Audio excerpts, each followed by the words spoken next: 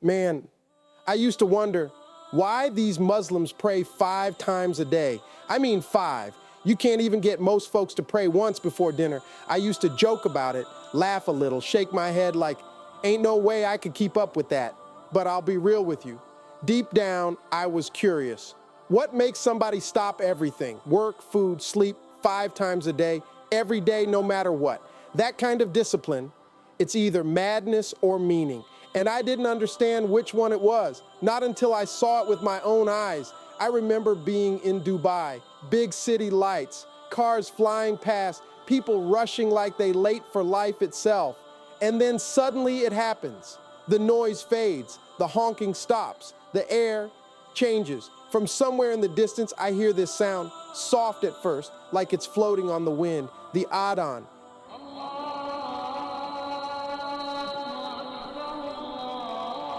It ain't just a call, it's a feeling. Every word vibrated through the glass through me.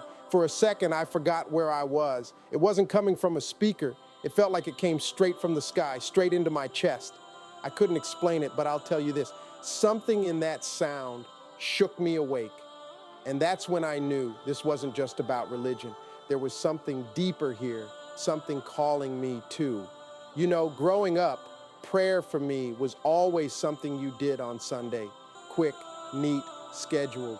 We'd bow our heads before a meal, maybe whisper a thank you when life got good, but that was about it. It was more tradition than connection.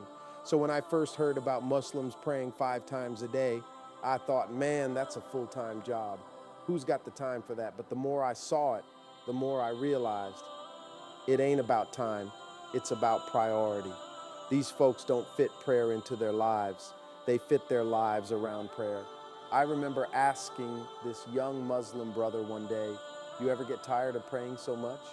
He smiled real calm and said, Brother Steve, I don't get tired of breathing either. And that right there hit me like a sermon I didn't see coming, because maybe that's what it really is. That prayer is breath, faith is oxygen. And once I understood that, I started wondering what would happen if we lived like that. What if prayer wasn't something you did, but something you lived? See, here's the thing. I used to think peace came from fixing everything around me. The career, the money, the image, the applause. I thought if I could just keep all that under control, I'd finally breathe easy. But no matter how many stages I stood on or how many checks I cashed, there was this quiet voice inside me whispering, you still ain't home. That's a hard truth to face when the world keeps clapping for you.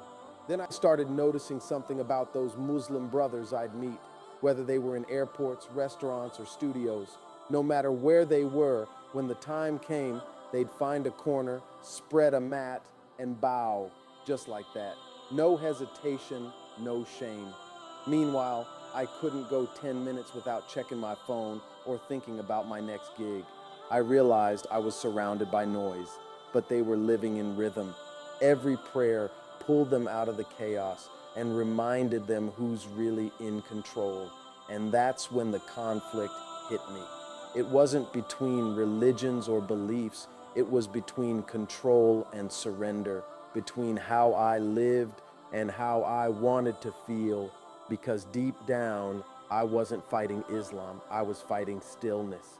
One night, I was sitting on a hotel balcony overseas, city lights shining like 1,000 restless souls. I'd just finished a show, crowds still echoing in my ears, and yet I felt empty. That same young Muslim brother from before was with me, setting his prayer mat on the floor. I asked him, man, you just did this a few hours ago. Don't it ever get repetitive? He smiled and said something I'll never forget. Steve, every time I bow, I remember I'm not the one running the world. That line stayed with me because all my life I'd been trying to run it. My plans, my image, my success. But control is a funny thing. It'll make you tired even when you're winning. Watching him pray, I realized it wasn't ritual. It was release. It was like watching a man pour his burdens out 5 times a day before they got too heavy to carry. A few days later, I saw it again, the call to prayer echoing through the city, and everything just stopped. Taxis pulled over, shopkeepers closed their doors, nobody complained, nobody rushed. It was like the whole city took a breath at the same time. And I thought, what if we did that back home? What if we paused from our chaos, not for money, not for fame, but just to remember who made us? That kind of peace, that kind of discipline, it ain't weakness. That's strength in its purest form. You know, he says quietly, that day, something changed in me. He leans forward a little, voice low but steady. It wasn't about religion anymore. It was about discipline, about peace, about having something that centers you no matter what's happening around you. He remembers being in a rush that day, meetings, cameras, noise, people pulling him in every direction. But then, as the Adhan echoed through the air, everything stopped. It was like the whole city froze, he says, his tone caught between awe and disbelief. And I stood there, watching men in suits, workers, drivers, everybody just stop right where they were. And they prayed. His voice trembled slightly. I thought, man, I've never seen faith interrupt life like that. In my world, we pray after the meeting, after the money, after the chaos. But here, they stopped for it. He looks away for a moment, reflecting, and I realize something. Prayer ain't just a ritual, it's a reminder. 5 times a day, you get pulled back to your purpose. You don't wait till you're broken to find peace. You build it step by step, prayer by prayer. He exhales deeply, almost smiling. And it made me wonder, maybe peace doesn't come from success. Maybe success comes from peace. Steve leans back, his voice softer now, like someone confessing a truth they've been running from. I remember that night, he says, back in my hotel room. I couldn't sleep. That sound, that call to prayer, it just stayed in my chest, like it wasn't done with me yet. He looks down, rubbing his hands slowly together. I realized I'd spent most of my life chasing things that made noise. Applause, laughter, lights, money, but I'd forgotten how to be still, how to listen. His voice trembles slightly, the weight of years pressing through each word. Those prayers weren't about asking for something, they were about remembering something. Who you are, why you're here, and who's really in control. He chuckles softly, a sad kind of smile. I thought I knew peace. Big houses, cars, fame, all that. But it's funny. The louder your life gets, the quieter your soul becomes. His tone dips into a whisper. And in that silence, I realized I'd been starving for stillness. He closes his eyes for a second, as if he's back in that room. The faint hum of city lights, the distant echo of Allahu Akbar drifting through his window.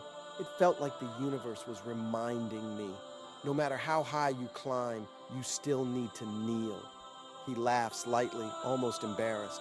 Man, I didn't even know the words of their prayer, but I could feel it, like each one was washing something off my soul I didn't even know was dirty. He takes a deep breath.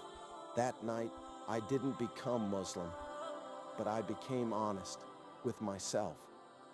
For the first time in a long time, Steve's eyes glisten now, not from sadness, but from the weight of something sacred. His voice slows, each word deliberate, as if afraid to disturb the silence it creates. You know what hit me later, he says, almost whispering. It wasn't just the prayer itself, it was the discipline, the surrender, the way millions of people every single day stop whatever they're doing to bow, to realign, to remember. He shakes his head slightly, still in awe. I thought about all the times I said I was too busy for prayer, too tired, too distracted. But these folks, they pause life 5 times a day, no matter what's going on. And that's when I realized prayer isn't about God needing it. It's about us needing it. He pauses, eyes locked with the camera now, as if he's speaking to every listener personally. Imagine this. Every few hours, you get a reset button for your soul, a reminder that you're not the center of the universe, that everything you have and your breath, your heartbeat is borrowed. Man, that's power. His voice deepens, rich with emotion.